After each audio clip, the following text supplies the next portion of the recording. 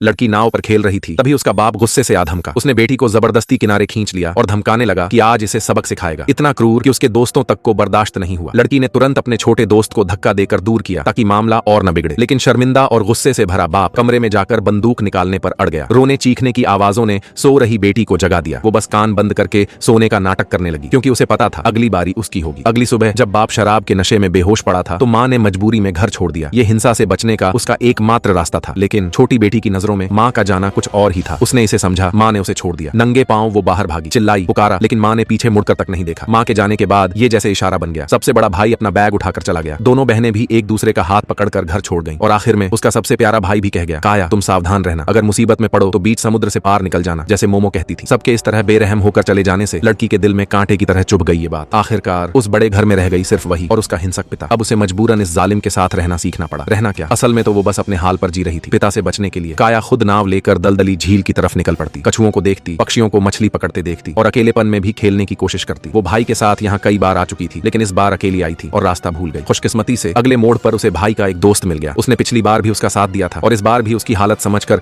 उसे घर तक छोड़ आया। उसकी दयालुता, उसकी गर्मजोशी, काया के अंदर सालों से दबा डर थोड़ा सा हल्का हो गया। उस पल पहली बार उसे हिम्मत मिली। उसने धीमे से कहा, मुझे भूख लगी है, और ये कहने पर उसे मिला सबसे बड़ा तोहफा। उसने पिता का पीछा किया और पहली बार देखा वो दुकान जिसके बारे में भाई बहन बताते थे। काउंटर पर फल और रोटियां सजी थीं। काया की नजरें उन पर अटक गईं, लेकिन पिता ने एक बार भी पलटकर उसे नहीं देखा। बस अपना पसंदीदा शराब और थोड़ा आटा लिया और चलता बना। पीछे दुकान वाली आंटी के साथ काया अकेली रह गई। वो मिठाइयों को घूर रही थी पर शर्म से बोल नहीं पा रही थी। आंटी हिसाब करती रही और जोर से बोलती रही, 2 में से 1.25 घटाओ, कितने बचे? काया ने नजरें चुराई। उसे कुछ समझ ही नहीं आया। आंटी बोली, तुम स्कूल जाती हो, बहुत से बच्चे बिना जूतों के भी जाते हैं, लेकिन तुम्हें स्कर्ट चाहिए, चौथी कक्षा में। काया सामान लेकर बाहर निकली, लेकिन 2 कदम ही चली थी कि ठिठक गई। वो लॉलीपॉप जिसे वो बार बार देख रही थी, आंटी ने धीरे से उसके थैले में रख दिया। ये छोटा सा प्यार उसके दिल में बीज बनकर जम गया और पहली बार उसने हिम्मत जुटाई। वो बहन की पुरानी स्कर्ट पहनकर अकेले स्कूल की राह पकड़ ली। पर यह रास्ता आसान नहीं था। साइकिल सवार तेजी से निकलते, लोग सजे धजे लगते और वो नंगे पांव, फटे हाल, सब में अलग दिखती। जैसे ही उसने साहस किया, अचानक हीन भावना ने उसका दिल तोड़ दिया। वो वापस मुड़ने लगी, तभी एक बूढ़े ने उसे रोका। कहा, स्कूल उधर है ना? फिर कई अनजान चेहरों की हौसला अफजाई ने उसे क्लास तक पहुंचा ही दिया। कक्षा में टीचर बहुत सुंदर और दयालु थी, जैसे किसी स्वप्न से निकल कर आई हो।